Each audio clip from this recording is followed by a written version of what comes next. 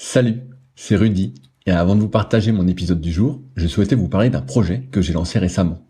En effet, après presque un an d'existence du podcast, je me suis rendu compte de quelques manques entre guillemets concernant certains sujets qui pourraient aider à mieux performer.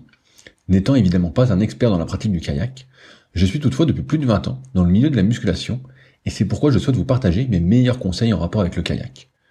C'est pourquoi j'ai réalisé une formation gratuite à destination des kayakistes et séistes motivés en quête de progrès. Dans cette formation gratuite, je vais vous partager des conseils techniques, avec vidéo à l'appui, sur certains exercices phares en musculation que vous pratiquez déjà. Je vais également vous partager des conseils alimentaires, et notamment sur comment prendre de la masse utile, mais aussi sur comment éviter au maximum les blessures au dos et aux épaules si fréquentes pour beaucoup. Enfin, je vous partagerai ce qui est pour moi un trait de caractère indispensable à cultiver pour aller encore plus loin, parce que votre réussite ne dépend que de vous. Si vous êtes intéressé par cette formation gratuite, cela se passe directement sur le site www.secretdukayak.org en renseignant votre email dans la petite pop-up présente sur la page d'accueil qui apparaît moins de 5 secondes après que vous soyez dessus. J'espère sincèrement que cela vous aidera. N'hésitez pas à me faire un retour après avoir suivi cette formation gratuite si vous aviez des idées, questions ou suggestions. Salut, c'est Rudy et je vous souhaite la bienvenue pour ce nouvel épisode des Secrets du kayak. Le but de ce podcast est de vous partager ma passion du kayak de course en ligne et de partir à la rencontre des champions. Qui sont-ils et que font-ils pour performer au plus haut niveau ? Aujourd'hui, je vous partage ma conversation avec Christophe Rouffet, qui a été athlète de haut niveau dans les années 1990, mais également directeur des équipes de France pendant 8 ans à Pékin et à Londres. Il a donc beaucoup à nous partager. On est revenu aussi bien sur son parcours personnel que professionnel, et j'espère donc que l'épisode vous plaira. Je vous laisse maintenant découvrir Christophe et ses secrets. Salut Christophe, comment vas-tu aujourd'hui ? Bonjour Rudy, ça va très bien. Enthousiaste et curieux de pouvoir intégrer ta collection des podcasts. Ouais, ça fait un moment que je te courais après, comme je te disais, suite au podcast que j'avais fait avec Vincent Ola, qui m'avait dit beaucoup de bien de toi. Et donc, je suis content de t'avoir après tout ce temps. On n'avait pas réussi à se capter sur les réseaux. Et finalement, on a réussi. Comment t'as découvert la pratique du kayak ? J'ai un papa qui travaillait dans l'industrie et par les jeux des fusions-acquisitions, on a beaucoup déménagé. Et puis, à un moment donné, on s'est retrouvé à habiter à Troyes. Et on habitait plus précisément à la périphérie de Troyes, à Saint-Julien-les-Villas. Et en face, mais vraiment en face de là où on habitait, il y avait une pancarte, c'était marqué canoë-kayak, qui indiquait le club de canoë de Troyes. Et puis, on n'est pas resté très longtemps à Troyes. Mais mon frère a essayé au club, là, parce que mes parents nous disaient qu'il fallait qu'on se bouge un peu. Et il m'a dit, ouais, c'est super, vas-y. Et puis, j'y suis allé. Et puis, je crois que j'ai dû attraper le virus en passant la grille du club. T'avais quel âge ? J'ai commencé tard, hein, j'avais 13 ans. Et auparavant, t'avais fait d'autres activités sportives ou pas du tout ? Auparavant, je faisais de la voile, du tennis, et puis j'avais une famille qui était assez outdoor, donc on faisait pas mal de randonnées, ski de fond, voilà. Donc, mais pas forcément de façon très, pas dans un club, sauf la voile, et sinon c'était plus en famille. Et comment ça s'est passé alors ces débuts en kayak ? Tu te souviens peut-être de ta première séance ou c'est trop lointain ? Si, ma première séance, je me souviens, j'étais monté dans une barquette à l'époque pour m'initier. Puis au milieu de la séance, ils m'ont dit, tiens, tu veux pas essayer un bateau de course en ligne? Alors c'était un CAPS à l'époque. Et puis j'ai essayé, je trouvais ça sympa, puis un peu challengeant d'être en équilibre précaire sur la Seine. Il y avait un peu de courant. Et puis l'avantage, c'est que le club était vraiment tout près de chez moi et qu'il était ouvert très souvent, tout le temps quasiment. Et donc à partir de là, je crois que j'ai passé tout mon temps libre au club de kayak de Troyes. Voilà. C'est-à-dire que comme c'était ouvert tout le temps, tu y allais presque tous les jours ? Alors pas tous les jours parce que le collège était assez loin, mais j'y allais tous les samedis, les mercredis, et puis quelques fois le soir. En fait, on est resté 6 mois à Troyes, puis après on a déménagé à Bordeaux, donc je me souviens plus complètement de mon assiduité. Et comment ça se passe justement quand tu déménages? T'as retrouvé un club à Bordeaux? T'avais attrapé la passion du kayak et tu voulais continuer? Alors, ce qui s'est passé, c'est qu'en fait, je crois à la deuxième compétition que j'avais faite à Charleville-Mézières pour le club de Troyes, il y a, je sais plus qui c'était de la ligue qui vient voir le club et qui me dit qui dit au club que en fait, il souhaite me sélectionner pour les championnats de France minimes, en fait, les régates de l'espoir. Et en fait, juste après, on déménage à Bordeaux. Donc, arrivé à Bordeaux, il a fallu que je me débrouille pour préparer les championnats de France. Voilà, sachant que c'était l'émulation nautique de Bordeaux. Il y avait un club qui était assez dynamique parce que Pascal Bontin, qui était CTD à l'époque, avait bien remis sur pied le club de l'émulation. Et puis, voilà, j'arrive au club, je dépoussière un vieux bateau, je refais l'accastillage et puis je prends les pagaies qu'il y avait. Et puis voilà, j'essaie de m'entraîner. Il y avait un Patrice Huguet qui était du club d'Agen qui s'entraînait sur Bordeaux à l'époque. Et puis petit à petit, voilà, je me débrouille tout seul pour préparer ces championnats de France qui avaient lieu à Boulogne-sur-Mer. Et est-ce que c'est courant, au bout de 6 mois de pratique, de se sélectionner entre guillemets pour les championnats minimes? Je pense pas. À l'époque, je connaissais même pas les modalités de sélection. Je savais même pas que en faisant la course, je pouvais prétendre à aller plus loin. Pour moi, c'était ma deuxième compétition. Je découvrais. Après, à cet âge-là, je faisais déjà la taille que j'ai aujourd'hui.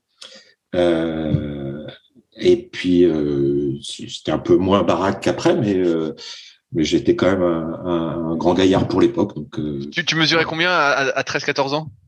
1m75, 1m76, ouais. Et t'as pas grandi depuis alors? Et non. Ah, putain, c'est rare ça d'arrêter sa croissance aussitôt, entre guillemets. J'ai pas grandi en hauteur. Voilà. Je comprends. Et pareil, tu parles d'avoir bidouillé l'accastillage, tout ça. Ça me paraît, moi qui suis un peu extérieur à tout ça, est-ce que c'est courant de bidouiller son accastillage à 13-14 ans? Alors déjà, moi, je suis bricoleur. Et ce qui me plaisait dans le club de kayak, c'est que notamment à Bordeaux, j'avais les clés, je pouvais y aller quand je voulais. Et puis il y avait plein de bateaux plus ou moins anciens. Et moi, j'adorais tester les bateaux, que ce soit des kayaks, des canoës, de descente, de slalom et de sprint, et puis des vieux accastillages aussi. Je me souviens, il y avait des vieux bateaux bois. Il y avait des périssoirs aussi. Et puis l'Aquitaine était à l'époque pas vraiment une région de course en ligne, donc les bateaux ils servaient peu. Et du coup, voilà, c'était si je voulais préparer les régates de l'espoir, un minimum, il fallait que j'ai un bateau qui fonctionne bien et qui prenne pas l'eau. Comment ça s'est passé alors pour toi les régates de l'espoir? Déjà, j'avais jamais vu une compétition avec autant de monde. Et puis, c'était à Boulogne-sur-Mer. Donc, je me souviens que j'ai dû gagner la série ou faire deuxième dans la série. Et puis dernier de la demi-finale. Et je me souviens d'être remonté le long du bassin à Boulogne devant tout le monde je m'étais dit, moi, c'est bon. Plus jamais je termine dernier d'une course. C'est trop horrible. Voilà. Et puis après, il y avait la course de fond. C'est quand même pas mal. Tu te rends compte, au bout de quelques mois d'entraînement, tu te retrouves quand même au championnat. Est-ce que t'étais première année là ou deuxième année en minime? J'étais minime deuxième année. Ok. Et donc par la suite, comme tu finis entre guillemets dernier de la demi-finale, est-ce que ça te motive pour faire des compétitions en cadet l'année d'après de manière plus intensive? Oui. Après, je faisais. En fait, il y avait une belle animation hivernale en Aquitaine. avec des cross-kayak, avec des critériums, des descentes, des slaloms. Et donc l'année d'après, je fais toutes les compétitions régionales et puis en course en ligne, j'étais vraiment un cran au-dessus. Et en slalom, j'étais vraiment un cran en dessous. Donc, je n'arrivais pas à me sélectionner pour les championnats de France d'eau vive à l'époque, où c'était slalom et descente confondues pour les cadets. Et alors qu'en course en ligne, ça, j'avais pas de souci. Donc, petit à petit, j'ai creusé ce filon-là. Ça aurait été bête de creuser à côté. Comment ça se passait les entraînements à l'époque pour toi? Alors j'étais pas vraiment tout seul parce que il y avait des gens comme Thierry Moureau qui aujourd'hui s'occupe pas mal du wave ski. Il y avait un certain Michel Bocara, le frère de son frère. Il y avait Henri Fourcault. Donc il y avait de la dynamique. Mais ces gens-là étaient déjà seniors et puis moi je m'entraîne tout seul, je sais pas trop quoi faire, j'essaie de me documenter. Il y avait un petit bouquin qui s'appelait Pratique du canoë-kayak. Je crois que c'est André Baudou qui l'avait écrit, où il y avait quelques conseils sur l'entraînement, sur la planification, une idée de volume d'entraînement. Je me souviens qu'il parlait de 3000 km par an pour un junior cadet. Voilà. Donc, en fait, je bricole la planification, qu'est-ce que je fais à l'entraînement. Et puis, je suis souvent tout seul à naviguer. Et je navigue aussi pas mal avec un copain qui, lui, faisait de l'aviron et donc était en skiff. Et donc, j'ai fait pas mal de séances d'aérobie basse intensité sur le lac de Bordeaux. Est-ce qu'avec le recul, tu trouves pas que il t'a manqué peut-être d'avoir quelqu'un qui te conseille techniquement justement à cet âge-là, où pas mal d'apprentissages se font, ou finalement après t'as pas eu de soucis là-dessus? Alors en fait, ça a été une quête technique perpétuelle, même encore aujourd'hui, j'y pense encore, pas pour moi mais pour les autres. Je sais pas en fait. Parce que d'un autre côté, j'ai construit autour de ma mobilité et je pense que c'était pas mal. Alors, quand je suis arrivé en équipe junior, c'était un peu plus compliqué pour faire les équipages parce qu'il me manquait certainement un répertoire technique. Mais ouais, je dis ça, mais en fait, ça s'est plutôt pas mal bien passé tout de suite, quoi. Mais Comment ça se passe pour rentrer en équipe junior? Est-ce que c'est une question que je t'ai pas posée tout à l'heure, mais est-ce que quand tu as commencé le canoë-kayak, tu avais déjà cette idée de compétition et de performer à plus haut niveau? Non, en fait, il y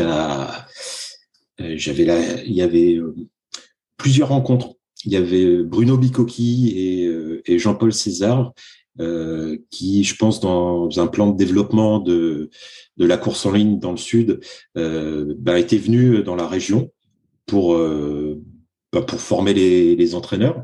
Et puis moi, comme ça m'intéressait, j'ai demandé à pouvoir participer. Donc déjà là, j'avais en face de moi des entraîneurs d'équipe de France, des anciens champions, des entraîneurs de champions. Et donc ça m'a donné des pistes, ça m'a donné envie. Et donc du coup, après, j'ai exploré tout ce qu'ils nous avaient donné. En plus, c'était la période où les pagaies wing arrivaient. Donc on passait des pelles plates en bois aux pagaies en carbone et puis pour la préparation des Jeux de Séoul, il y avait une partie de l'équipe de France qui était venue s'entraîner au club de Bordeaux et j'ai eu la chance, comme j'avais les clés et que Bernard Bréjon et Olivier Lazac qui faisaient le K2 500 souhaitaient eux commencer à anticiper le jet lag et voulaient s'entraîner tôt le matin et que c'était pendant mes vacances. Et moi je venais leur ouvrir et puis souvent le matin ils faisaient des séances au frein et ils m'ont proposé de monter avec eux, de faire la séance avec eux et là c'était alors eux ils avaient un frein donc mais voilà, j'étais déjà content d'arriver à les suivre. Ils étaient vraiment bienveillants avec moi et puis je crois que c'est là que j'ai eu une deuxième piqûre de virus de course en ligne olympique. T'avais quel âge à ce moment-là? J'avais 16 ans. Putain, c'est super là. Si tu m'étonnes le coup de boost, un sacré coup de boost. Et donc là, à partir de 16 ans, c'est quoi? C'est junior? C'est à partir du moment où tu rentres en équipe junior? Non, j'étais KD2. KD2. KD2. Alors je te dis 15-16. Je suis du début de l'année, donc c'est voilà. Mais voilà. Et puis en plus, je t'ai dit tout à l'heure dans le club de Bordeaux, il y avait Michel Bocara qui faisait ses études à Bordeaux, qui est le frère de Philippe. Et du coup, ça crée des rencontres plus faciles. Et c'est voilà. Moi, Mais il y avait pas de jeunes de ton âge avec qui tu t'entraînais en fait. J'ai l'impression que tu as toujours été vers les plus âgés, ceux qui avaient le plus d'expérience, et que tu avais personne vraiment de ton âge avec qui t'entraîner. Et ben ceux de mon âge sur Bordeaux, il y avait déjà peu de mon âge, peu qui s'entraînaient et qui avaient une logique de performance. Et puis si quand il y en avait, on n'allait vraiment pas au même rythme, quoi. En cadet, tu fais des bonnes performances en compétition? En cadet, j'ai dû faire 5e au championnat de France en cadet 2, je crois. Ouais, c'est ça. Et est-ce que c'était un résultat satisfaisant pour ça? Alors pour un Aquitain, c'était monstrueux. Et pour moi, bon non, en fait, c'est pas prétentieux, mais j'aime bien gagner, quoi. Et je me souviens qu'après, la personne qui finissait, qui devait être, c'était Bertrand Auger, qui était du club de Lunéville, qui devait faire champion de France cadet ou je sais plus quoi. Et je me suis dit, mais là, moi, non, c'était en cadet, hein, ça. Et je me suis dit, là, je vais m'entraîner comme un dingue et l'année prochaine, il sera derrière moi. Et donc, je me suis entraîné comme un dingue, mais l'année d'après, il avait 1 an de plus que moi. Donc, on n'était plus dans la même catégorie. Et voilà un peu l'état d'esprit. C'était quoi pour toi s'entraîner comme un dingue à l'époque? Déjà, c'était gagner au niveau technique. C'est-à-dire que faire en sorte que le bateau parcourt le plus de distance sur chaque coup de pagaie. C'était aussi apprendre à naviguer dans toutes les conditions. Donc souvent à Bordeaux, le bassin il était nickel, c'était un miroir. Mais des fois il y avait des grosses bourrasques et je me souviens de m'entraîner au fond du lac. En fait, il y a une espèce de digue et donc où l'eau vient percuter quand il y a du vent et ça fait des grosses vagues dans tous les sens. Et je me souviens de faire des séances à la fois de défi de naviguer dans ces conditions-là. J'imagine que tu as des souvenirs de belles gamelles, de belles séances de natation. Et ben pas là. C'était un peu acrobatique, mais là je me suis pas trop baigné. Puis en fait l'été je faisais beaucoup de jeux avec le bateau, quoi, se mettre debout, faire des 360, esquimoter et tout ça. Donc et puis l'avantage de pratiquer l'eau vive, c'est que j'avais des appuis qui tenaient bien. Et du coup c'était assez ludique, ouais.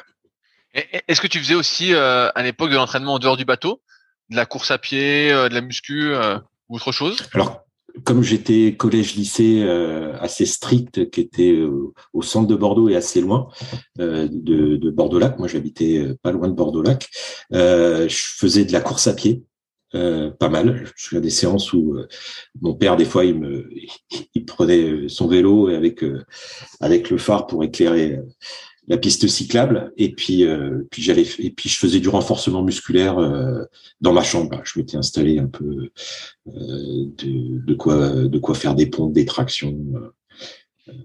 J'avais pas de machine à pagayer, mais voilà, j'avais bricolé un truc. Voilà, donc je faisais ça tous les soirs, et puis le mercredi et tout le week-end, je faisais du bateau. Tu n'as pas eu de scolarité aménagée en regard de ta pratique du kayak? Si, sur mon année de terminale, je suis allé au sport-études à Caen avec Michel Larchevêque, qui était l'entraîneur. Et donc là, j'étais junior 2. Et c'est à partir de là que j'ai intégré les structures d'entraînement de la fédération. Comment on faisait à l'époque pour intégrer un sport-études? Est-ce qu'il y avait des tests particuliers? Alors, il y avait, je crois que c'était au mois de mars, suite au fameux test de mars de l'époque, où on candidatait auprès des responsables des sports-études ou du bataillon de Joinville ou des centres d'entraînement. Et en tous les cas, pour les gens qui avaient mon niveau, moi, je l'avais fait à 15 ans. J'avais fait ce test-là. Et donc, il y avait une série de tests, des tests de motricité, des tests de détente verticale, etc. Et puis, un test sur 100 mètres, et puis un test de 2000 mètres, et puis un entretien. Et une visite médicale avec, c'était Jean-Paul Éclache, je crois, à l'époque, qui faisait passer ça. Donc, c'était un gros truc, c'était sympa. Et puis j'avais pas souhaité à 15 ans aller en sport-études. Et puis après, pour la terminale, voilà, j'avais fait vice-champion de France en junior 1, et je m'étais dit là, si je veux passer le cap, faut que je me donne les moyens et que je me mette dans les conditions de le faire. C'est quand même un sacré changement de vie de Bordeaux à Caen, non? Il n'y avait pas plus proche? Non, je crois que c'était, il y aurait peut-être Angers ou Besançon. Non, il n'y avait pas de sport-études à Angers, c'était Boulogne-sur-Mer, Besançon et Caen. Donc Caen était quand même le plus proche. Et puis il y avait une équipe de killers il y avait Jean-Damien Loud qui a été double champion du monde junior. Il y avait les frères Kodja qui étaient de Casseneuil à l'époque, qui étaient passés à Caen, et ça faisait vraiment, ça permettait vraiment de franchir des caps, quoi. Et puis Michel Larchevêque qui était quand même un fin stratège, technicien et entraîneur. Et puis il y avait Eric Leluc aussi qui était à Caen. Voilà, je pense. Eric, d'ailleurs, s'il nous écoute, il est le bienvenu sur le podcast. Je lui cours également après. Comment ça se passe alors à Caen? Est-ce que justement, avec l'apport d'un entraîneur au jour le jour, est-ce que tu fais des progrès énormes? Alors je fais champion de France de fond, en fait, qui était, c'était mon premier titre. Puis après, j'ai eu période un peu moins. Michel Larchevêque est parti sur l'organisation des championnats du monde de Vers-sur-Marne de 91, et il a été remplacé, et puis ça a moins bien. Voilà, j'étais moins en accord avec l'entraîneur, ou en accord, dans tous les cas, voilà, ça me convenait moins que Michel. Et du coup, je fais une saison moyenne. Je suis quand même en équipe junior. On fait 5e au championnat d'Europe en K2 avec Gaël Guillouf. Je sais même plus la distance. Et voilà, je dois faire une médaille de bronze au championnat de France de vitesse. Mais voilà. Et à ce moment, avec le bac. À ce moment, quel est ton plan pour performer plus? Parce que j'ai l'impression que t'abandonnes pas, donc je me dis que t'as peut-être un plan de te dire je vais me rapprocher de quelqu'un d'autre pour performer. Et ben du coup j'ai mon bac, et puis je postule sur le pôle France de Dijon. À l'époque c'était Christophe Deboeuf qui était l'entraîneur. Voilà, puis il y avait Claude Gentil, Philippe Aubertin, Loïc Canon, enfin une belle équipe. Anne Michaud aussi qui était sur le pôle, et donc voilà, je quitte la Normandie pour la Bourgogne. Et comment ça se passe?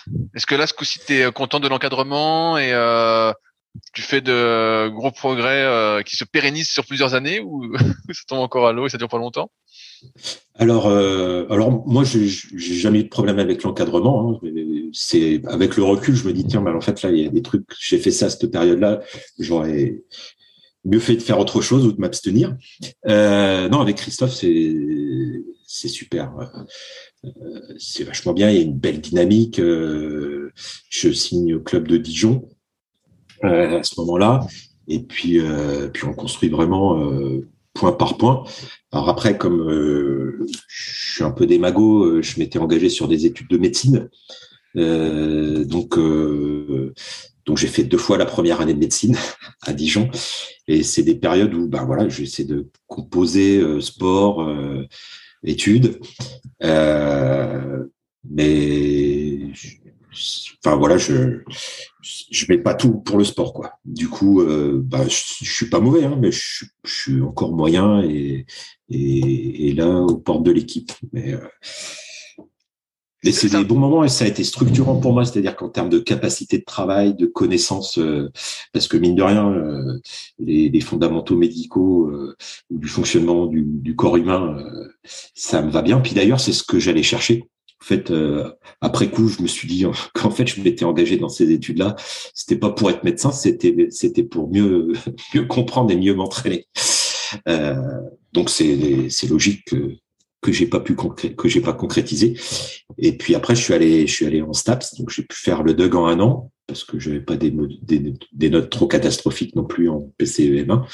Et là, par contre, là, c'était les études pour le sport et avec du coup, je pense que j'ai pu vivre ma vie de monomaniaque obsessionnel du canoë-kayak de course en ligne pleinement. J'aime bien cette expression, ça me plaît, monomaniaque. Est-ce que tu es assez obsessionnel quand tu es passionné? Oui, puis je pense, alors que ce soit comme sportif ou comme même comme directeur d'équipe de France, je respire kayak, je rêve kayak ou canoë. Je cherche toujours de trouver des trucs. Je me réveille la nuit avec une idée, je la note sur un post-it pour pas l'oublier et l'essayer. Voilà, c'est comme ça que j'ai vécu un peu ma vie autour du bateau. Qu'est-ce qui fait que tu choisis d'arrêter médecine pour aller en STAPS? Alors, ce qui est clair, c'est justement ce truc d'être monomaniaque et de vouloir vraiment performer en kayak. Alors ça, j'étais toujours monomaniaque, hein, même quand je faisais médecine, j'ai fait tout à fond. En revanche, j'ai simplement pas réussi le concours de la première année. Et puis, une fois, donc j'ai retenté. Une deuxième fois, je me suis dit, c'est pas la peine d'insister dans des impasses parce que j'avais quand même mis tout ce que j'avais pour bosser, quoi. C'était, je m'étais donné les moyens de réussir. Donc, si ça marche pas, c'était peut-être que c'était pas le truc qui était fait pour moi. Et c'est après coup, je me suis dit, en effet, ça m'intéressait pas d'être médecin. Et quand tu rentres en STAPS, c'est quoi le but alors? Le but, là, je me dis, j'en profite.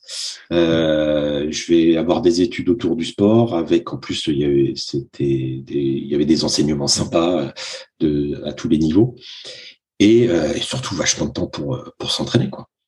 Donc là, pour moi, je découvre le fait de pouvoir récupérer aussi à certains moments, intellectuellement et physiquement, de pouvoir, le Jura était pas loin, on pouvait faire des sorties de ski de fond, il y avait des coureurs à pied comme José Ruiz, là, c'était, on faisait des footings dans la combat à la serpent, c'était à la fois du plein air et puis du bateau, quoi. Est-ce que ton volume d'entraînement a augmenté au fur et à mesure des années?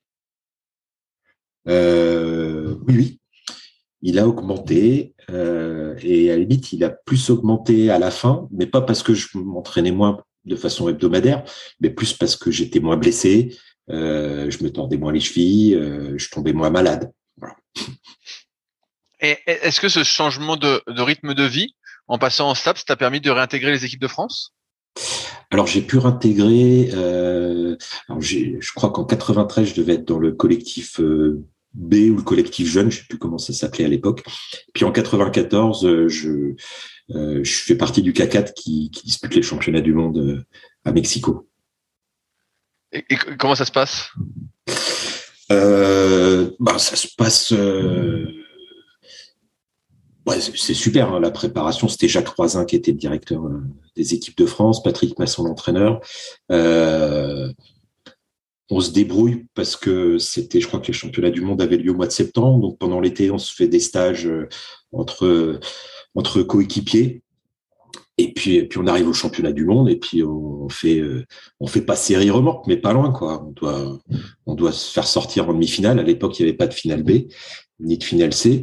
Et du coup, ça fait un peu, tu te dis, bah, quand même, il faut aller au championnat du monde pour se rendre compte qu'on n'a pas le niveau. Ça fout les boules, quoi. Donc, un peu d'amertume. Et puis je découvre une équipe de France qui n'était pas une équipe de France. En fait, quand les canoës faisaient une perf, les kayak hommes et les kayak dames le dénigraient. Quand c'est les filles, Sabine, qui font 5e en finale, je crois, ou peut-être même mieux, c'est les kayak hommes et les canoës qui les dénigrent, etc. Donc voilà, c'était pas une super ambiance, mais j'étais quand même, enfin voilà, première sélection en équipe A. Voilà, j'ai appris pas mal de choses. Quand tu rentres en équipe A, justement, tu as accès au stage, peut-être, auquel tu n'avais pas accès auparavant avec tout le collectif France. Est-ce que ça change des choses pour toi, si c'est le cas, en termes d'entraînement, de progression? Alors, ça change Oui, ça me permet de côtoyer les meilleurs Français très régulièrement. Voire très souvent, même l'Olympiade d'après. Non, cette Olympiade, après, on était en stage tous les 15 jours à Temple-sur-Lot. Donc, ouais, ça change pas mal de choses. Je suis au contact des meilleurs Français tout le temps, et puis avec des stages aussi à l'étranger, en Hongrie, en Afrique du Sud, enfin des trucs sympas, quoi. Est-ce que tu as un stage en particulier qui t'a marqué? Non, pas trop. Là, comme ça, peut-être le stage en Hongrie avec les Hongrois qui sont assez joueurs, mais en même temps, à l'époque, il y avait une sorte d'entraîneur superviseur et puis qui gérait un peu les autres entraîneurs. Et ça, tiens, c'est pas con comment il fonctionne. Et puis après, on sait jamais. Il y a des nations qui sont très rigoureuses dans l'entraînement. Et puis les Hongrois, en fait, ils viennent manger de la chair fraîche quand ils font des trucs avec les étrangers. Donc, et quand ton objectif de séance c'est pas celui-là, que toi ton objectif c'est de faire de l'aérobie bien propre, bien régulier, en fait ça se transforme en course de fond. Donc c'est assez formateur sur comment faire des petits coups en douce, comment bien se placer. D'un point de vue développement, voilà. Aujourd'hui, il faudrait l'intégrer en tant que tel. Et voilà, c'est une séance de fight. Et c'est une séance de fight. Du coup, il en faudra d'autres pour récupérer et peut-être appréhender différemment la planif. Je me permets justement une question un peu là-dessus. Je pense qu'on y reviendra après. Mais toi, t'as fini entre guillemets ta carrière, donc je suis un petit bond dans le futur, quand Kirsten Neumann est arrivé, justement avec toute sa codification des séances. Et là, justement, où il a tout placé, EB1, EB2, tout ce qu'on a déjà parlé dans le podcast. Est-ce que malgré tout, ce que tu dis, en fait, même avant Kirsten, vous faisiez des séances, comme tu dis, des séances de fight entre guillemets, mais des séances vraiment d'aérobie bien cadrées à telle cadence ou est-ce que c'était déjà bien cadré comme ça l'entraînement? Ça y ressemblait ou pas du tout? Alors avant l'arrivée de Jacques, donc avant 92, c'était un peu une organisation tournée autour du héros, quoi. Et le héros à l'époque c'était Alain Lebas. Donc voilà, les groupes d'entraînement d'Alain, ils étaient là. C'était les héros, c'était Bréjon, Boucherie, Bocara, Hoyer, Boivin. Et à l'arrivée de Jacques, il a souhaité structurer avec un staff, avec une vraie équipe d'encadrement. Il a essayé de mettre en place, il n'a pas essayé, il a mis en place une programmation inspirée des Allemands et puis de ce qu'on savait faire, qui était construit par le staff et qui était suggéré à tous les athlètes, avec des modalités de sélection qui étaient claires, précises. Et je pense que le fait que Jacques ait posé ça et commencé à structurer, ça a permis que Kirsten arrive sur quelque chose qui est sur un terrain déjà fertile et puisse apporter la méthode allemande. Voilà. Et je pense qu'on n'a pas tout compris de ce que Kirsten avait amené. Moi, j'ai arrêté ma carrière à la fin 2000. Enfin, à la fin des qualifications olympiques de 2000. Donc, j'ai été là quand j'étais athlète, quand Kirsten était directeur d'équipe de France. On y reviendra après, j'aimerais bien finir quand même sur ta carrière. Donc toi, on est en 94. Après, là, tu fais des salles avec l'équipe de France. Est-ce qu'à un moment, tu te rapproches des meilleurs Français? Ouais, alors je suis, moi, je fais des médailles au championnat de France. Je suis selon les distances, ouais, à partir de ce moment, à partir de 95, 96, 97, je suis dans la course, quoi, avec les meilleurs Français. Et c'est ça qui est frustrant, c'est que en France, j'étais un bon Français, mais qu'est-ce que j'étais mauvais au niveau international. Qu'est-ce qui te manquait avec le recul, tu penses, pour performer au niveau international? Alors avec le recul, ce qui me manquait, je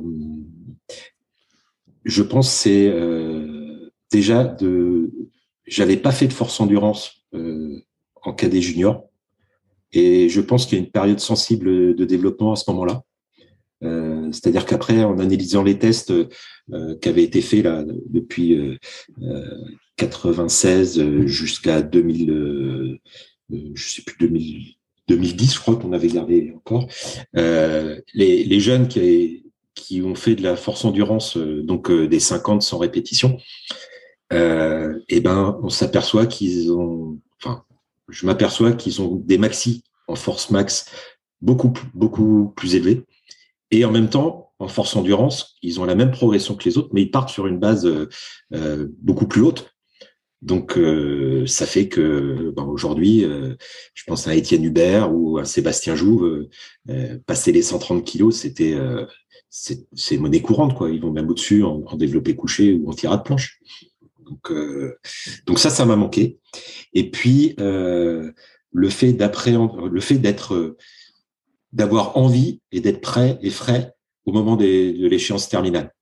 C'est-à-dire que à l'époque, on en faisait souvent beaucoup juste avant l'échéance terminale. Mais je pense trop.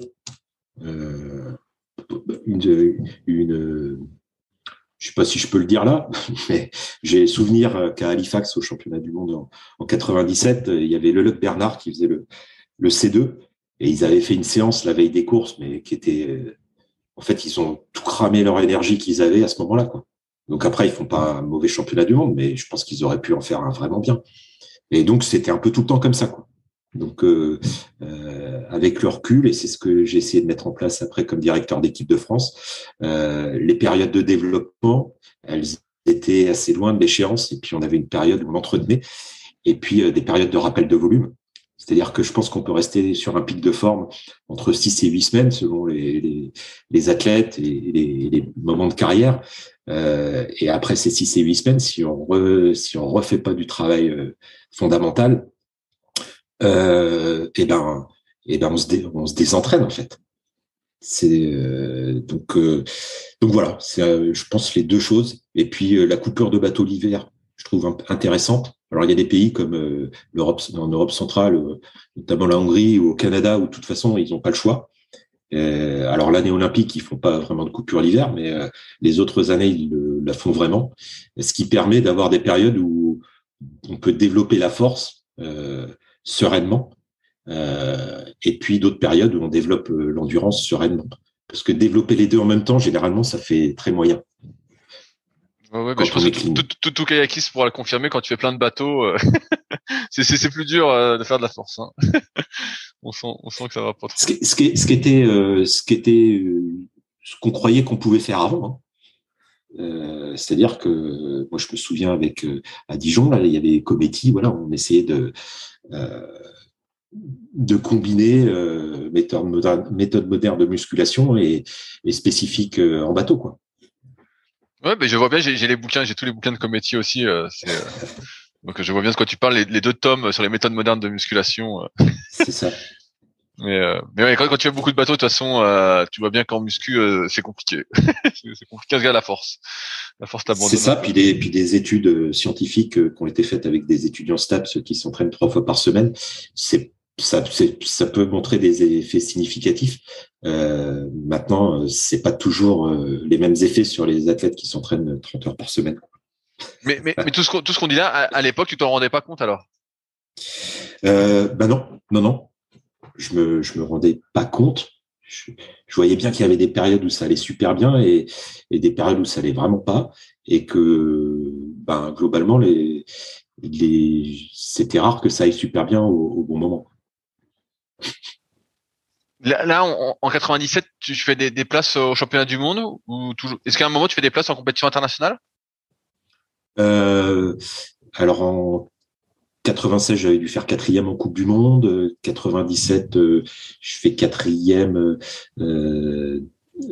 sur les Jeux Med, mais c'était une compétition, c'était en Italie, et tu avais les 2 champions olympiques italiens qui étaient devant, et puis l'Espagnol qui avait fait 3e au jeu. Donc même si la place n'est pas significative, la course était vraiment sympa. Voilà. Puis après, à Halifax, ce sera mon dernier championnat du monde chez senior, mais j'ai déclaré une appendicite là-bas. Et donc, j'ai fait les courses. Voilà, j'ai atteint les demi-finales en K1 500 et en K2 1000 avec Stéphane Martineau, mais c'était fébrile. Voilà. Qu'est-ce qui se passe après 97 pour toi alors sur l'eau? Sur l'eau, alors donc il y a l'arrivée de Kirsten, et après les standards en fait qui sont mis pour être qualifiés, pour pouvoir faire les stages hivernaux. Il y a des tests de musculation, de force endurance, et là je suis loin du compte. Et donc même si en bateau ça va bien et en course à pied ça va bien, je passe pas les cuts. Et puis il y a des jeunes qui arrivent, qui sont bien développés, et puis qui se retrouvent dans ce système-là. Donc moi je passe pas les cuts après, 1 fois, 2 fois, 3 fois, et puis pour la course en 2000, je passe pas je passe pas les qualifications. Donc à partir de là, j'ai aussi envie de travailler, même si depuis 97 j'ai un travail avec la fédération, mais de m'investir un peu plus. Puis c'était un deal avec le DTM de l'époque, qui était Antoine Gucci. On s'était dit si ça passe pas là, et hop, je prends la pagaie, je l'accroche au-dessus de la cheminée, et puis je vais commencer une vraie vie professionnelle. Est-ce que moi, qui suis extérieur, donc tu vois, j'arrive bien des années après dans tout ce système du kayak entre guillemets, mais ça me paraît complètement fou de me dire que t'es pas pris pour faire des stages parce que en muscu t'es moins bon, alors que sur l'eau t'es meilleur. Et je me dis quand même le sport c'est le kayak, c'est pas la muscu. Non, je sais pas, ça me paraît bizarre. Alors c'est bizarre, et je peux te dire que ça me faisait pas rigoler, hein. Surtout que j'avais des copains qui eux passaient bien les barres en muscu et passaient pas, et étaient très loin en bateau. Mais bon, je pense que l'enjeu c'était qu'il y ait une dynamique nationale en fait. Et je te disais, je pense que le développement de la force endurance est un facteur clé de succès. Et donc à un moment donné, pour des Français, si tu leur interdis pas, ils vont pas enfin, si tu leur interdis, ils vont le faire. Donc aujourd'hui, je sais pas comment on peut changer, hein. Même après, quand j'ai été directeur d'équipe, à un moment donné, on s'est dit on va arrêter les tests muscu. Tout le monde a compris qu'il fallait s'entraîner comme ça. C'est plus la peine de mettre des passages obligés par là. Et 6 mois après, en stage, on a testé justement les athlètes, et en fait, ils avaient tous arrêté.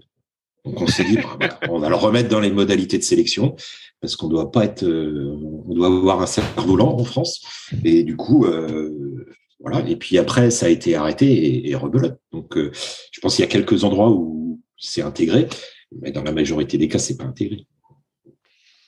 Ah, et donc à cause de ces tests, finalement, ça te fait arrêter la pratique personnelle. Alors non, c'est pas les tests. Les tests font que je rentre pas dans les collectifs en début de saison.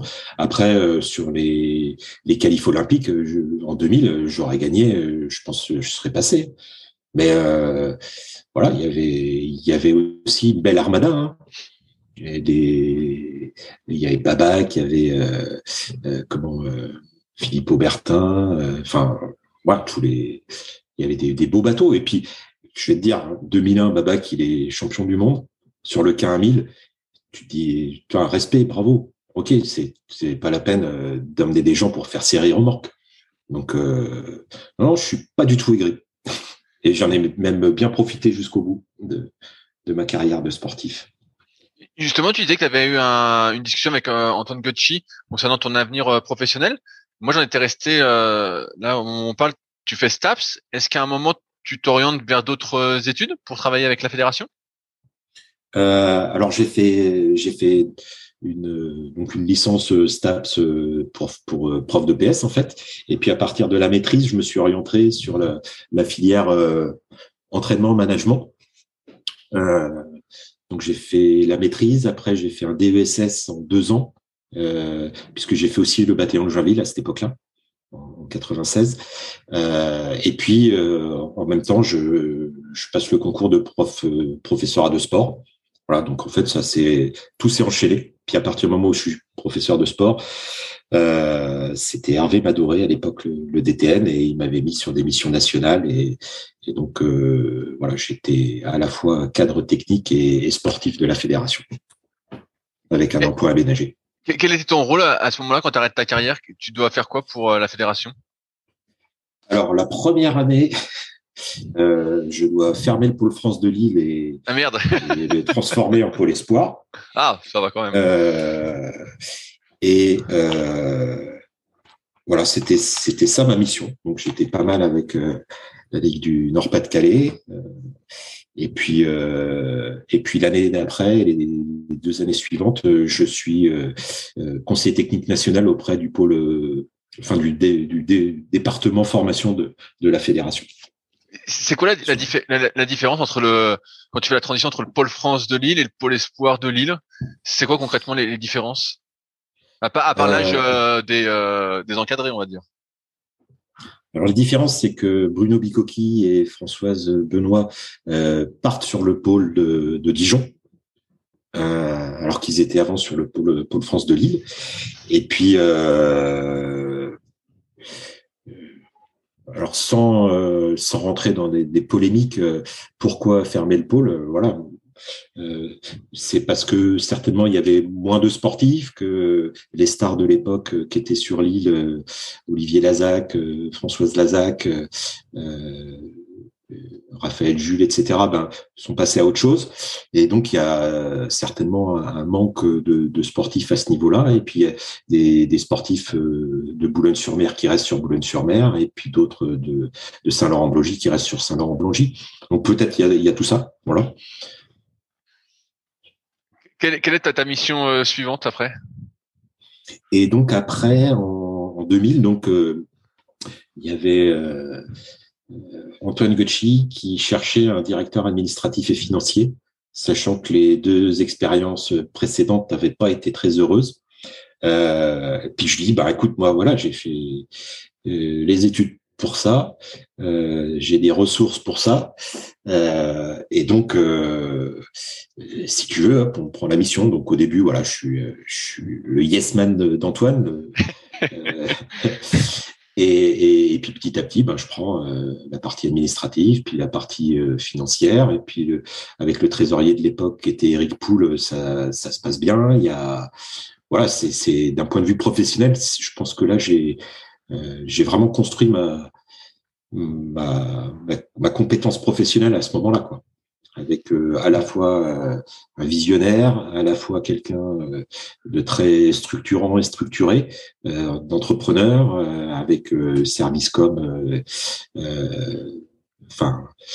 même si c'était pas à la Fédé, mais on travaillait avec Jean Vasseur Communication, Jean-Marc Daugé, voilà, tous ces gens-là qui m'ont en 4 ans là, j'ai appris énormément de choses sur à la fois sur la vie de la fédération et puis sur la vie professionnelle. Est-ce que tu continues à naviguer un petit peu de temps en temps à ce moment-là? À ce moment-là, alors il y a Kersten qui m'avait dit en 2000, il m'a dit là tu vas arrêter il faut que tu gardes 3 séances par semaine pendant 1 an. Puis après, tu fais comme tu veux. Donc pendant 1 an, je vais courir, je fais au moins une fois du bateau, et je fais une petite muscu. Voilà, j'essaie de garder ce rythme-là. Et puis après, ouais, je naviguais un petit peu, mais beaucoup moins. En fait, moi, ça avait plus beaucoup de sens de naviguer. Et puis c'est quand même un job. Enfin, des fois, j'arrivais à la fédération, il faisait nuit, et je repartais de la fédération, il faisait nuit. Voir le jour se lever. Donc j'avais pas vraiment le temps pour faire autre chose. Tout à l'heure, tu dis que, je te posais cette question, tu disais que tu étais un peu monomaniaque du kayak. Donc là, tu étais sportif. Ensuite, là, tu es dans la fédération. Quand tu es sportif, je comprends bien que la mission, c'est de performer le plus possible, tout ça. Et là, quand tu rentres à la fédération, c'est quoi pour toi ta mission de vie à ce moment-là, pour le kayak?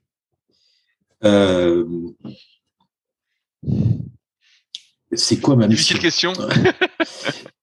Non, ma mission professionnelle, je pense que tout le monde la voit. Après, ma mission à moi, c'était de prouver à toutes les personnes du siège fédéral que dans la course en ligne, il y avait des personnes de qualité, avec des ressources, avec de l'inspiration et du potentiel. Voilà. Parce que c'était un peu une discipline archaïque et poussiéreuse, la perception qu'en avait le siège fédéral de la course en ligne française. Donc, et moi, ce dont il parlait, j'en avais jamais vu, quoi. Moi, c'était tout autre chose. C'était du fun, c'était de la vitesse. Tu vas à plus de 20 km/h sur l'eau. Tu joues dans les vagues, enfin, donc voilà. Donc, peut-être que la mission que je m'étais donnée, c'était ça. Qu'est-ce qui fait que tu changes de poste après par la suite? Tu penses que tu as fait le tour? Alors, au bout d'un moment, ça devenait insupportable pour moi de voir comment l'équipe de France de l'époque marchait pas bien, avait des difficultés. Et pour moi, il y avait 2 options. Où je m'impliquais. Voilà, je me dis, bah voilà, faut faire quelque chose. Où je partais de la fédération. Et donc, c'était Pascal Boucherie qui était le directeur des équipes de France à l'époque. Et j'avais, en 2003, j'avais dit à Antoine, voilà, écoute, moi, après 2004, je souhaite changer de mission et m'orienter comme entraîneur avec Pascal, parce que je pense qu'il y a des belles choses à faire. Et puis, voilà. Donc, c'est ça. Puis quand même, toi, les jeux, c'est quand même quelque chose. Donc là, tu deviens entraîneur de qui, de quoi? Eh ben, donc jusqu'au Jeux d'Athènes, je suis directeur administratif et financier de la fédération. Et puis en 2003, Pascal arrête sa mission de directeur d'équipe. Donc il n'y a plus de directeur d'équipe de France. Donc c'est Antoine Gauchy qui joue ce rôle de directeur d'équipe de France. Et donc moi pendant ce temps-là, comme je suis pas 24/24 avec lui, mais assez souvent avec lui, voilà, je vois un peu l'envers du décor, l'envers de la scène, avec le DTN qui appelle les entraîneurs sur les tests 1000 du mardi, je crois, avant les compétitions. Et il voit, ok, c'est tel chrono, bon, d'accord, ça va faire ça. Puis tu vois le week-end d'après que de course, en fait, le chrono, il est 10 secondes. Enfin, je dis 10 secondes, il est 5 secondes plus lent, avec le DTN qui s'énerve. Enfin, c'est un peu ubuesque quand même de voir tout ça. Et Antoine me dit, écoute, Pascal, là, il y a pas de poste de def. Le poste de def est vacant. Si tu veux faire quoi pour être en tant qu'entraîneur? Tu veux que ça performe? Il dit, fais-le au niveau de directeur d'équipe, quoi. Ok. Donc, ah ouais, sacré poste alors. Donc je prends le challenge d'être directeur d'équipe sans jamais avoir vraiment été entraîneur, et dans une situation où Pascal avait démissionné. En 2003 à Gainesville, c'était la Bérésina. En 2004, sur les qualifications, je crois qu'il y a que Babac qui avait ouvert un quota. sur les compétitions de qualification, tous les autres quotas ont été récupérés en jouant avec le règlement international de qualification, en jouant sur les failles de ce règlement international de qualification. Donc moi j'étais avec Antoine et puis les avocats, puis on cherchait les failles, on faisait des tableaux et Antoine il allait porter ça auprès de la fédération internationale du TAS et du coup il y a eu pas mal de personnes qui ont pu participer aux Jeux d'Athènes. Mais waouh, ça s'est fait au forceps quoi. Qu'est-ce que tu souhaites apporter quand tu deviens, tu sautes une étape, en gros, tu deviens def. T'as une vision de ce que tu souhaites apporter, peut-être la continuité, comme t'as vu comment ça se passait auparavant. Peut-être que tu veux, je sais pas ce que tu veux faire, mais voilà. Et qu'est-ce que tu veux faire en fait à ce moment-là? Quels sont tes plans? Oui, j'ai une idée très claire de ce que je veux faire à plusieurs niveaux. Déjà, j'avais vu en tant que directeur administratif comment les injonctions ou les commandes institutionnelles pouvaient nous neutraliser. C'est-à-dire que, à titre d'exemple, j'ai pu participer au bilan de l'Olympiade d'Athènes avec l'équipe d'encadrement à la fin de cette Olympiade-là. Et puis à la fin, je les regarde, je dis mais en fait. Même sans athlète, vous étiez déjà débordé de trucs administratifs entre les relevés de compte, même s'il faut les faire, les bilans de stage qui doivent faire à X pages, etc., les suivis des sportifs. En fait, c'était neutralisant, quoi. C'est-à-dire que déjà rien que de faire ça, c'était un plein temps. Et après, il fallait en plus qu'ils entraînent, qu'ils soient sur les compètes, sur les stages. Donc, un des premiers points, je me dis, déjà, c'est peut-être libérer un peu les entraîneurs par rapport à ça. Deuxième point que je souhaite apporter, c'est un peu d'intelligence dans la préparation. Et donc, on a eu la chance avec Olivier Boivin et Jean-Pascal Crochet, qui étaient les deux entraîneurs élites de l'époque en course en ligne, d'avoir été identifiés, je crois que c'est 3 mois avant les Jeux.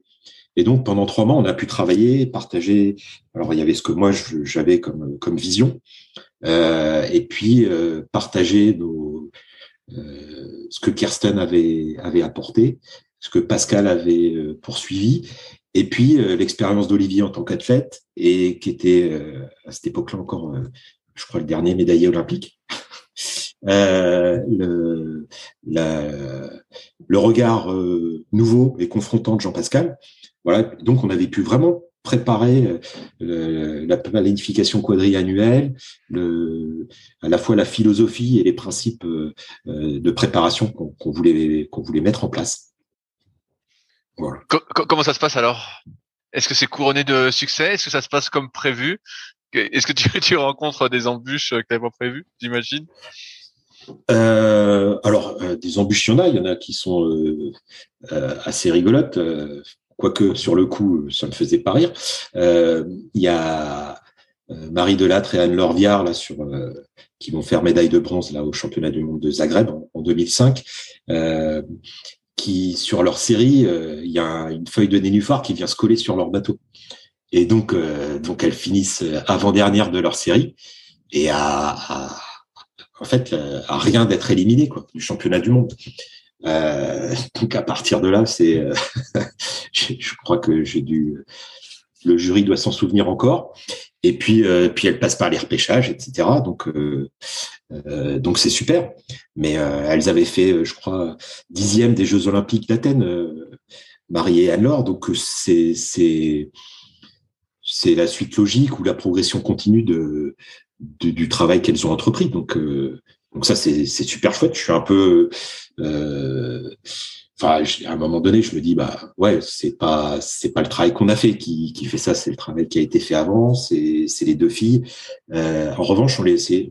Moi, j'ai essayé de mettre en place une organisation à la fois soutenante, capacitante pour les sportifs et pour les entraîneurs, et puis aussi une organisation apprenante. Donc ça veut dire qu'on avait pas mal de temps d'échange avec le staff entre entraîneurs. Et puis on avait la chance aussi que le président de la commission nationale de l'époque, Luc Martin, faisait partie de l'équipe d'encadrement Et donc il y avait une complicité entre les athlètes, les entraîneurs, l'équipe de France, les supporters. Je trouve que ça c'était vraiment chouette. Ouais, ça a été et je pense la course en ligne française a vraiment progressé à ce moment-là, où chacun apprenait des autres avec plutôt du respect. Et c'était quelque chose en 2004. Première fois que j'arrive avec l'étiquette directeur d'équipe de France, c'était au championnat de France à Nancy. Et là, c'était des athlètes et des clubs en souffrance et sur le bas de la scène, sur le devant de la scène, heureusement qu'ils n'avaient pas des tomates parce que je pense que j'en aurais pris plein la tête. En tous les cas, verbalement, j'en ai pris plein la tête, même si j'avais encore rien fait. Mais d'un autre côté, si j'étais là, c'était un peu de leur faute parce qu'il fallait garder les autres. Et donc voilà. Donc ouais, cette Olympiade vachement intéressante. Et par la suite, alors, comment ça se passe? Est-ce que ça continue dans cette bonne ambiance, justement, de partage entre entraîneurs, de niveau qui s'élève vers le haut pour les athlètes?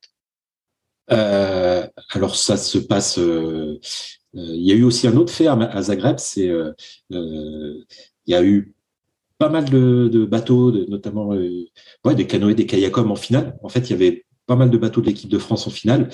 Mais en finale, qui font souvent 9e, en fait, à part Anne-Laure et Marie. Et puis, à un moment donné, on fait le point avec les athlètes. Et puis, il y a Philippe Collin qui dit, mais en fait, là, vous avez passé plein de temps avec les petits jeunes là, qui bouffaient des croissants la veille le matin au petit déjeuner avant la course. Et les gens qui font des finales, en fait, vous avez passé peu de temps avec nous, quoi. Donc ça m'avait marqué en me disant voilà, à un moment donné, c'est bien que tout le monde soit sur le même projet, quoi, avec un niveau de maturité à peu près semblable. Sinon, le staff il est neutralisé par autre chose que par les sportifs qui vont jouer la gagne, quoi. Donc les croissants ont été arrêtés, j'imagine. En fait, on est dans des hôtels, donc il y avait toujours des croissants, sauf que petit à petit, les athlètes sont devenus de plus en plus pros. La récupération est devenue faisait partie de l'entraînement et de la réflexion, donc ça c'était important. Et puis je pense que le programme de préparation était, alors on l'a rodé, hein, c'était à peu près le même programme tous les ans, mais du coup on a pu l'améliorer au fur et à mesure.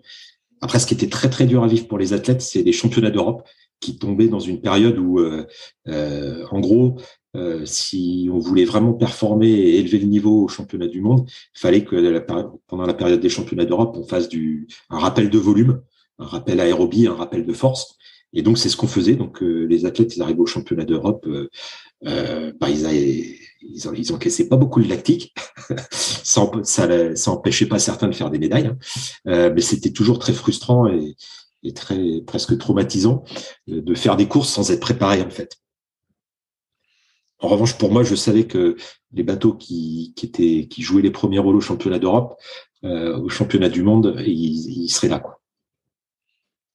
Et est-ce que ça veut dire que vous avez eu des bons résultats après au championnat du monde? Alors en 2005, il y avait la médaille de Marie et d'Anne-Laure. En 2006, on a eu une médaille au championnat d'Europe, je crois, et c'est tout. En 2007, il y a eu une médaille d'or et une médaille de bronze. En 2008, il y a eu de la médaille de Marie et d'Anne-Laure. En 2009, il y a eu 2 médailles d'argent.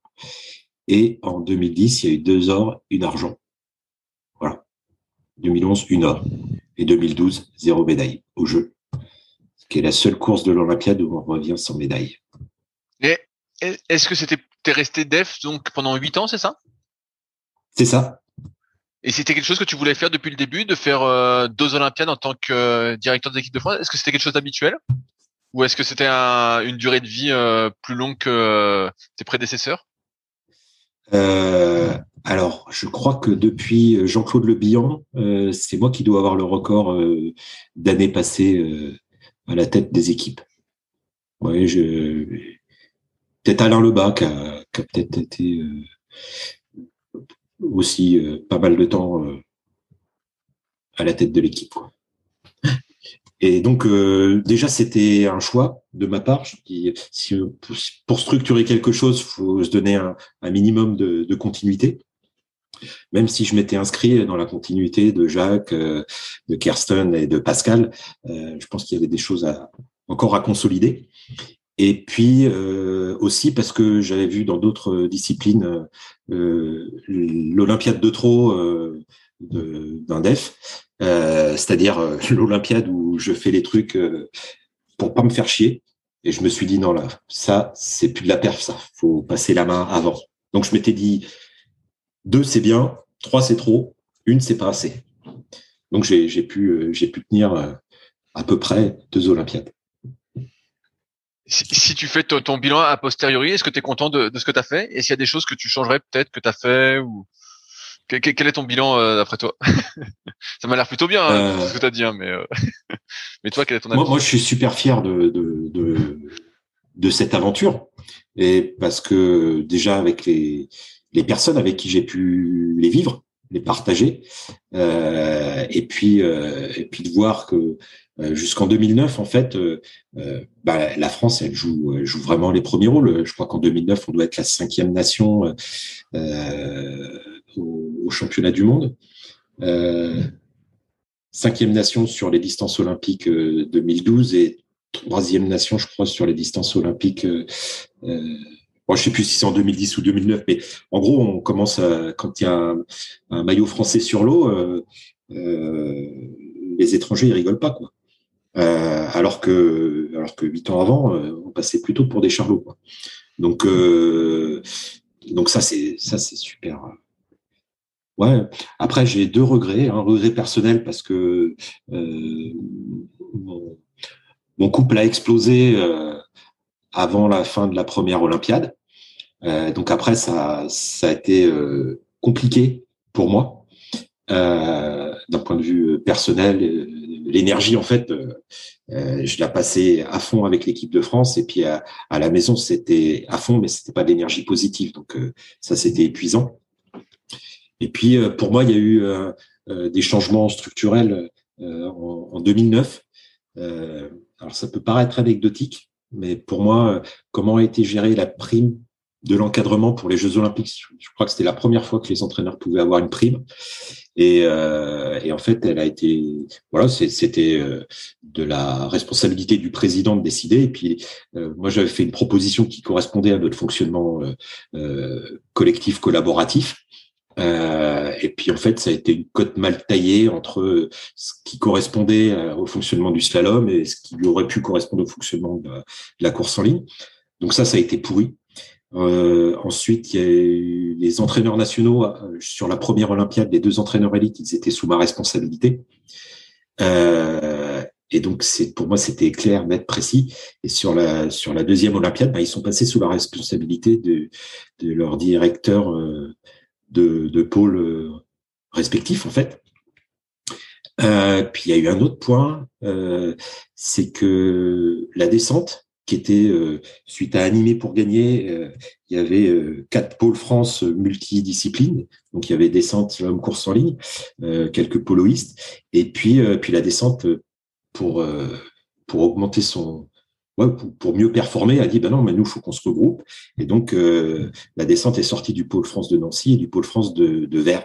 Alors je pense que c'était très bien pour la descente. Par contre, je pense que c'est sclérosant. Ça a été sclérosant pour la course en ligne, et je pense pour le slalom aussi. Parce que l'avantage des descendeurs, c'est que ils ont pas beaucoup de moyens, mais ils ont beaucoup d'idées. Ils sont challengeants et inspirants. Donc voilà, là, je pense qu'on a perdu quelque chose. Et ce qui fait que 2009, 2010, les 2011, en fait, je gère plus. Enfin, l'équipe soutenante, apprenante dont je te parlais, c'est plus du tout ça en fait. Il y a 2 barons qui sont d'accord pour pas être d'accord. En gros, il y a la baronnie de Toulouse et la baronnie de Vers-sur-Marne, et du coup, c'est chacun joue pour l'autre, et que quand on parle plus beaucoup de sport, quoi, ou de sportifs. C'est-à-dire que le plus important, c'est de savoir quel entraîneur va entraîner quel bateau par rapport au nombre de médailles potentielles qu'il pourrait rapporter. Donc tout ça, voilà, on sort de la dynamique de progression et on rentre sur une dynamique de régression. Donc c'est un regret de pas pas avoir su peut-être identifier ça plus tôt, peut-être pas avoir été assez convaincant ou, ou offensif auprès du DTN pour que toutes ces décisions elles se prennent pas comme ça. Et puis et puis après il y avait Olivier Boivin était plus dans l'équipe à ce moment-là et je pense que c'était aussi quelqu'un qui amenait du lien. Il était capable aussi de poser les choses et puis de relativiser. Et puis il avait une vision perf quoi, systématiquement. Donc ça c'était un manque. Voilà. Mais je regrette pas. Voilà. Si c'était à refaire, peut-être dans sa deuxième vie on est moins con, donc peut-être je recommencerai un jour. Voilà. Ouais. Et extérieurement, moi, ça me paraît toujours difficile d'arriver à pérenniser, même si les choses marchent bien sur un moment. À chaque fois, il y a toujours l'humain qui est positif et également aussi un problème en lui-même. Il y a toujours l'ego de l'humain qui va jouer. On voit que c'est un peu ce que tu racontes, c'est un peu de la politique. Ça s'est joué au niveau politique en fait. Et ceux qui en ont pâti, c'est les athlètes, en gros. Si je comprends bien. Après, là, je te parle de ce qui était sous mon contrôle. Ouais, bien sûr. Après, il y avait des choses qui n'étaient pas sous mon contrôle. Je t'avais dit que première Olympiade, il y avait le président de la commission nationale course en ligne qui était dans le staff. Deuxième Olympiade, c'était la guerre entre le président les présidents de la commission nationale course en ligne et le président fédéral.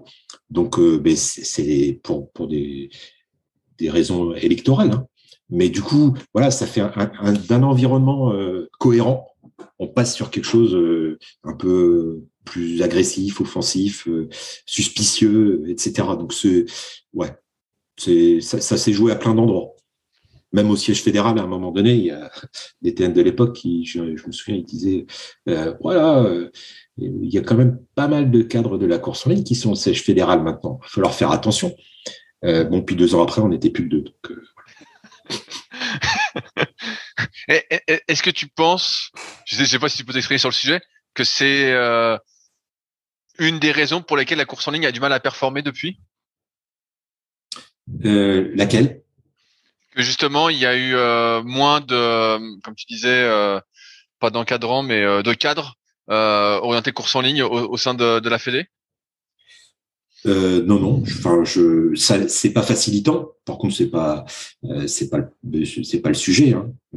La perf, elle se construit sur l'eau, hein, par les athlètes et leurs entraîneurs. Donc, ce que je pense qui peut être intéressant, c'est quand ils sont soutenus et que à la fois les modalités de sélection, les critères de mise en liste, les programmes d'entraînement, etc. Tout ça, c'est cohérent. C'est plus facile pour les athlètes et les entraîneurs de performer. Hein.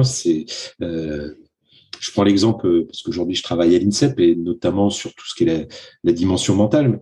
Je dis mais on peut développer les habiletés mentales de concentration, de gestion du stress. Hein. Mais si tu as un mode de sélection qui est pourri et qui t'oblige pendant 6 mois à être en course tout le temps, tu vas arriver au jeu, hein, tu vas être cramé quoi. Et donc malheureusement ça se passe encore.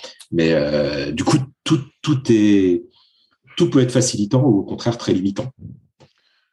Dans les documents que tu m'as transmis et où j'ai pu voir ta passion pour le kayak, on voit que tu as eu une démarche, et je pense sur cette démarche-là, de continuité par rapport aux anciens defs, par rapport à tout ce qui s'est fait auparavant dans le milieu du kayak, pour justement ne pas reproduire les mêmes erreurs.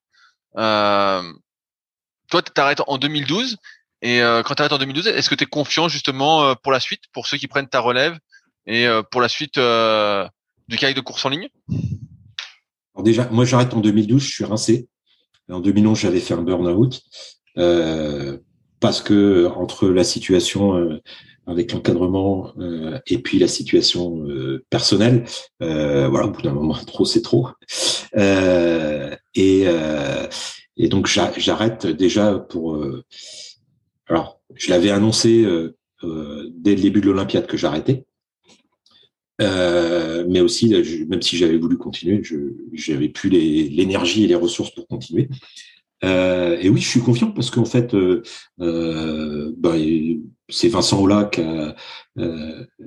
a remporté l'appel d'offres entre guillemets.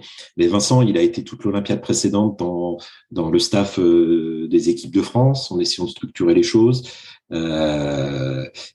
Jean-Pascal, François, ils connaissent leur job. Les choses étaient posées, donc moi j'étais pas inquiet. Et puis en plus, j'ai toujours eu hyper confiance dans le potentiel des athlètes. À quel point que en 2005, sur le premier mode de sélection, j'avais dit que les athlètes qui avaient plus de 23 ans, fallait qu'ils fassent une finale en Coupe du Monde pour aller au championnat du monde. Puis il y a un athlète que je ne nommerai pas, qui s'appelle Philippe Collin, qui m'avait dit non mais Christophe, en fait, tu veux nous dégager. Une finale en Coupe du Monde, on en fait quasiment jamais. Je fais bah non, je suis persuadé que vous allez en faire et que vous avez la possibilité de le faire. Et donc, et puis en fait, on n'en a plus jamais reparlé parce que les finales, c'était large qu'ils les fassent. Donc, j'ai toujours cru au potentiel des sportifs. Et donc, en 2012, on sort des jeux avec quand même gros sur la patate, parce que pas de médaille. Les Jeux Olympiques, c'est la seule course de l'Olympiade où la France ne ramène pas de médaille. Comme 4e place, à rien du tout. Des belles choses, mais pas de médaille, quoi. Donc ça fait un peu douche froide. Et je passe la main en me disant, mais ouais, de toute façon, il y a tout ce qu'il faut, ça va le faire.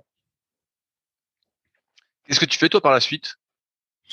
Après, je suis adjoint du DTN sur le haut niveau de la fédération. Donc à l'époque, ça s'appelait directeur sportif adjoint, parce que c'était le DTN, le directeur sportif de la fédération. Et ça consiste ça consiste en quoi exactement?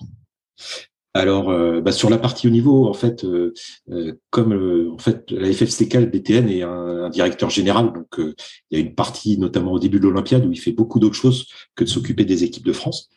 Donc il y a besoin de s'occuper des équipes de France. Et puis il y a, je sais plus, je crois qu'il y avait 8 équipes de France de haut niveau. Donc on s'était dit avec Philippe, voilà, c'est pas la peine qu'on soit tous les deux sur toutes les manifestations. Par contre, on va se répartir, ça nous donnera à la fois de l'air et puis de l'utilité, quoi. Donc j'étais avec le kayak polo, avec la descente, voilà, notamment, parfois avec la course en ligne, les Jeux Olympiques de la jeunesse aussi en 2010. Voilà, puis après, c'est piloter la partie administrative du sport de haut niveau, quoi. La mise en liste, les modalités de sélection, etc. Ça s'éloigne un peu de ta passion de l'entraînement et de, j'ai envie de dire, de la course en ligne, d'être en charge de plus d'activités? Non, parce que à ce moment-là, je continuais à aider sur les sélections de la course en ligne. J'étais sur les sélections du slalom. C'était plus une ouverture, hein. Puis moi, le canoë-kayak de course en ligne, ça me passionne, mais c'est le canoë-kayak qui me passionne. Donc, j'étais hyper content d'avoir pu partager des super bons moments avec le kayak polo, avec la descente. Enfin, c'est top, quoi, avec le slalom. Ouais. Tu restes combien de temps à ce poste? 4 ans. 4 ans. Pour moi, la priorité aussi, c'est de me reconstruire un peu mentalement et physiquement, parce que j'avais laissé des plumes avant. Et puis après, j'avais dit à Philippe, moi, que c'est bon, quoi. J'avais fait 20 ans à la FFCK, qu'aujourd'hui, le seul poste qui pouvait m'intéresser, c'était DTN, et que j'avais pas les ressources pour être DTN, donc fallait que j'aille voir ailleurs. Et puis je travaillais déjà pas mal avec l'INSEP, notamment dans les groupes ressources accompagnement coaching sur des modules de formation. Et donc j'ai attendu qu'un poste se libère pour postuler à l'INSEP. Tu parles beaucoup de ressources. C'est quoi les ressources pour toi qui te manquaient pour être DTN? C'est disponibilité mentale et voilà, c'est-à-dire que en fait pendant 30 ans, de 86 à 2016.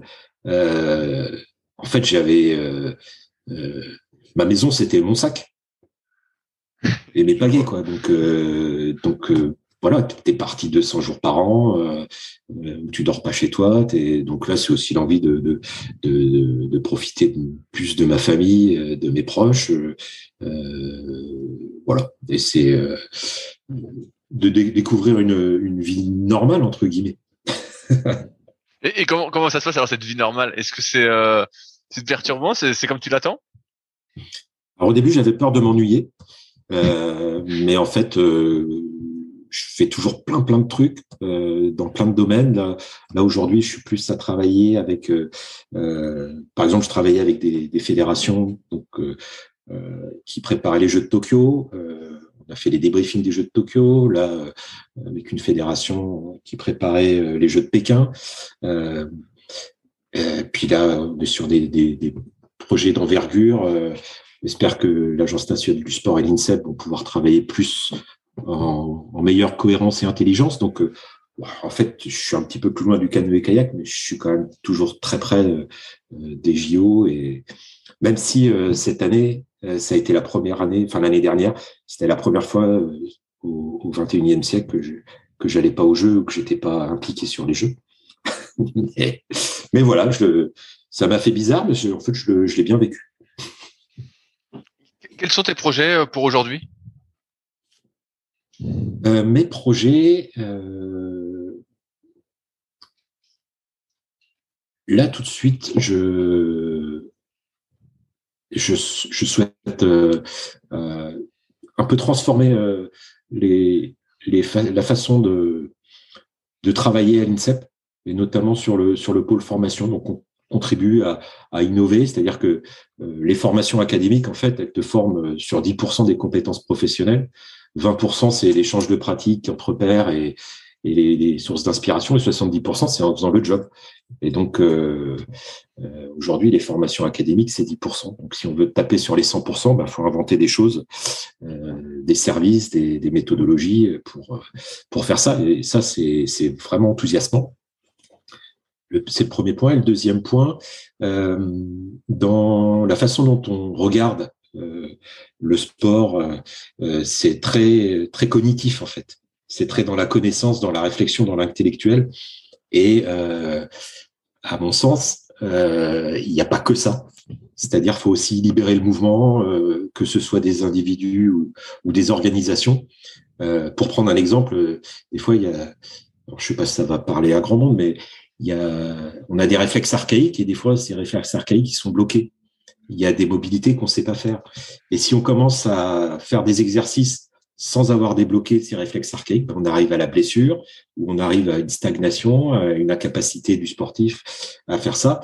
Et donc, c'est aussi intéressant d'aller débloquer ça pour pouvoir construire dessus, et puis construire avec la mobilité ou le profil psychomoteur de l'athlète, et en cohérence. Donc voilà, ça m'enthousiasme aussi, parce que c'est une approche un peu, même pas un peu, mais beaucoup systémique, opérationnelle de la performance humaine. Voilà, les deux axes qui m'animent aujourd'hui. J'arrive un petit peu au bout de mes questions, et j'en ai une que je pose à chaque fois depuis peu. C'est si tu devais te donner un conseil en tant qu'athlète, tu pouvais remonter le temps, quel serait-il? Qu'est-ce que tu te dirais pour mieux performer? Écoute-toi, même et garde ton esprit critique. Même si l'entraîneur il te dit de faire ça, même si écoute-le, mais écoute-toi d'abord. Et puis arrête de vouloir être le champion de l'entraînement. Tu penses que tu as trop forcé à l'entraînement? Trop forcé au mauvais moment. C'est-à-dire que ma première Olympiade en équipe senior, on faisait des concours de traction en début de stage, ce qui fait que je me blessais au milieu du stage. On faisait l'idée, c'était de monter le plus haut possible. Je me souviens, avec Philippe Aubertin, on était allé jusqu'au barrage de Villeneuve-sur-Lot, juste pour se dire qu'on avait fait plus de kilomètres que Pierre Lubac en début de stage. Et puis après, je tombe malade. Enfin, voilà, ce genre de truc un peu foufou. Et puis sur ma deuxième Olympiade en tant qu'athlète, c'est d'arrêter de vouloir en faire trop, quoi. Quand tu dis trop, c'était trop d'intensité? Trop de trucs qui me faisaient pas triper. C'est-à-dire que moi, la muscu, c'était pas ça qui me faisait rêver. Ce qui me faisait rêver, c'était d'aller jouer sur l'eau.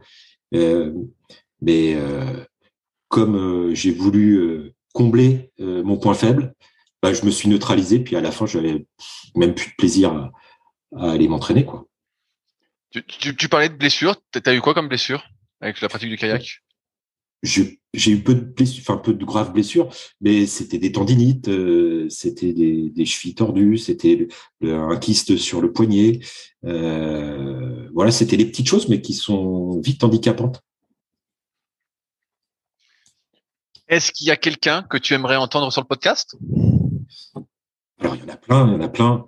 Mais le premier, ce serait Yves Chauveau, qui est quelqu'un qui a compté sur moi. Parce que petit dans ma région d'Aquitaine, en fait, c'est lui qui m'a emmené pour la première fois faire les courses en Espagne, les marathons espagnols. Et là, j'ai rencontré les mêmes qui étaient aux Jeux de Séoul, mais dans d'autres conditions, et j'ai encore appris vachement, et ça m'a. Et puis Yves Vonx, parce que personne connaît Chauveau. Par contre, tout le monde connaît Vonx. Il a une approche très humaniste de la pratique. Et en tous les cas, moi, ça m'a beaucoup plu. Et puis, quand il était dans le staff des équipes de France, c'est aussi quelqu'un qui était une ressource pour moi et qui a toujours été inspirant. Et voilà. S'il y a une question que tu lui poserais? Une question que je poserais à Vonx. Moi, je lui ai déjà posé plein de questions. Une que je peux lui poser, alors, dis-moi. Une qui peut intéresser. Tu lui demanderas s'il se souvient pourquoi on m'appelle Carlos Rabanne. Carlos Rabanne, ok. Je note, j'ai noté. J'ai hâte d'avoir cette réponse. Je sens qu'on va rigoler. Voilà, et puis, je sais pas si tu veux d'autres noms, mais...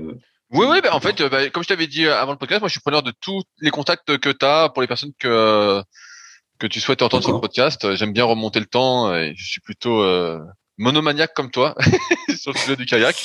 Donc après, sur les mémoires de la course en ligne, je pense qu'il y a Albert Pernet quand même. Oui, j'en ai parlé justement il y a quelques jours là et je l'ai rajouté sur ma liste. Tout à fait. Voilà. Je pense que ça peut être sympa aussi, Pascal Sivoz, Bernard et Bernadette Bréjon. C'est quand même en tous les cas, moi, c'était mes légendes à moi, françaises du canoë-kayak, avec Pascal et Philippe. Et puis, il y a une autre personne, je ne sais pas si on t'en a parlé, c'est Jean-Marc Lejeau. Ça me parle pas, mais dis-moi. En fait, le batelier de la fédération de l'équipe de course en ligne de 97 à 2016. Ok, mais je note. Donc, il a été batelier quand j'étais athlète et il était encore batelier quand j'étais directeur d'équipe, donc dans le staff de l'équipe et avec une place importante. Et puis, il a continué, je pense, avec Vincent jusqu'à sa retraite.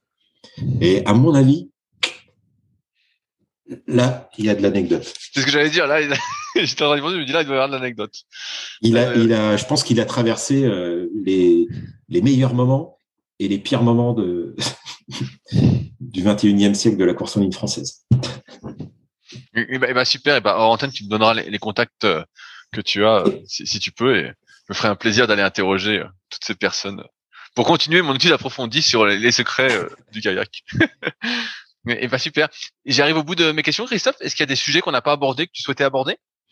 Alors oui, il y en a un, parce qu'on est passé vite sur l'Olympiade 2005-2008, mais dans cette Olympiade-là, il y a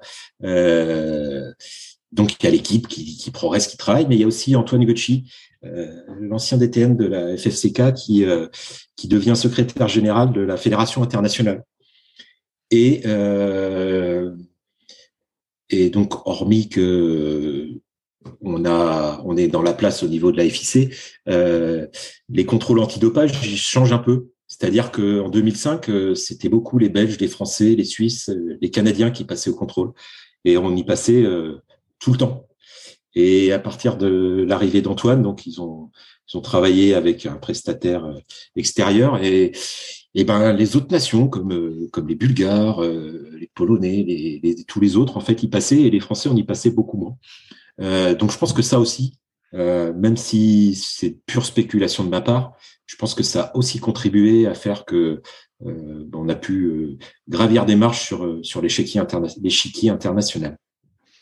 Oui, c'est vrai que c'est un sujet que j'aborde pas souvent, cette question du dopage, mais venant du milieu de la musculation, des fois j'ai quand même de certains doutes sur des athlètes internationaux qui ont des physiques qui me laissent pantois, on pourrait dire.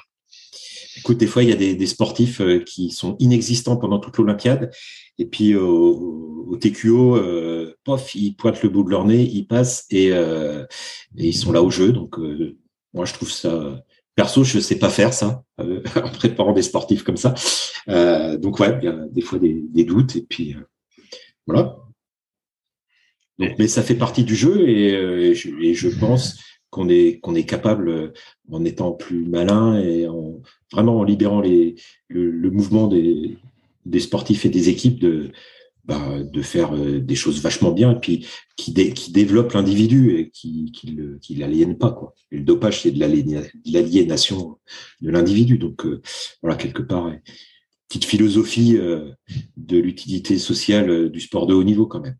Et puis l'autre dernier truc, et là c'est pas à toi que je le dis, mais c'est à toute notre communauté des pagayeurs, franchement, c'est important de vraiment croire aux sportifs, en leur capacité et au potentiel aussi des entraîneurs, parce que quand on leur témoigne, si on les prend pour des aigles, ils vont devenir des aigles. Si on les prend pour des truffes, ils vont rester sous la terre. C'est une excellente phrase. Je trouve que c'est bien. C'est bien. Christophe, s'il y en a qui veulent te contacter, où est-ce que je les envoie? Sur mon adresse INSEP, c'est super. Et ben je mettrai ton mail alors dans la partie dans la partie description du podcast pour ceux qui souhaitent te contacter. Et ben super. Et merci pour les podcasts. Moi, ça me fait super plaisir de les écouter et de revoir des gens que je croise beaucoup moins en ce moment. Mais bravo pour tout le travail que tu fais. Et merci. C'est toujours avec plaisir. Et c'est toujours dans l'optique d'aller plus vite. Donc, tu m'as donné encore quelques pistes. Donc, à moi de jouer. Et à tous ceux qui écoutent, à vous de jouer aussi.